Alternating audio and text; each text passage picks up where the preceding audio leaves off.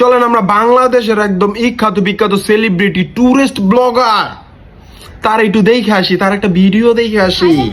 থাইল্যান্ডে এসে থাইল্যান্ডে আসলাম, একটু থাইল্যান্ডে কিন্তু অনেক থাইল্যান্ডের রেস্টুরেন্টে খাবার, থাইল্যান্ডে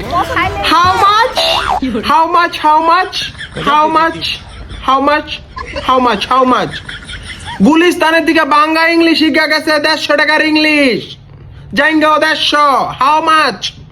হাউ মাচ ভাইয়া? You know English? You know fucking English? Fuck your fucking talking like that. আপনারা বিশ্বাস না করলে গুইরা দেখে আসবেন। নীল জগতে থাইল্যান্ডের মেয়েদের এত পরিমাণ কষ্টের ছবি নাই যতগুলা ভিডিও এই নীল তিমি থাইল্যান্ড গিয়া বানাইছে। শুধু বাথরুমে গোসল করা, আর ম্যাসাজ সেন্টারে যাইয়া বডিতে অয়েল লাগানো, আর সকালবেলা টয়লেটে যাইয়া পটি করা বাদে এমন কোন ভিডিওই নাই যে হ্যাঁ ছাড়ে নাই। একদিনে হ্যাঁ 26টা ভিডিও ছাড়ছে একদিনে, আমি গুনছি।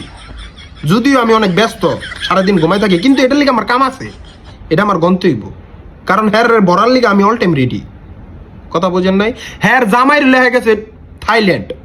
ইয়ান সদিখা মদিখা। আচ্ছা তুই তোর জামাইর লেখা কি বলতে গেছ না? How much Thailand, how much Thailand, how much Thailand. কি থাইল্যান্ডের দাম জিজ্ঞাস না কি? এত ভিডিও কে ছাড়ে? তুই ঘুরতে গেছ না খালি ভিডিওই বানাইতে গেছস? ফেসবুকটারে টানা টানা বানালাইছস, গন্ধ আইতাছে অনেক তোর এই ভিডিও থেকে, গন্ধ আইতাছে। একটা ভিডিও কোনো যোগ্য না দেখার মতন, যোগ্য না যে দেখ তুই যে এটা শান্তি আছে ভিডিওর মধ্যে, না ভাল লাগে এই ভিডিওটা ভালো হয়েছে। কোন ভিডিওটা ভালো হয়েছে? আর তোর জামাই কি এটা? হ্যাঁ, একটা জলজন্ত ক্যামেরাম্যান কি রোবট?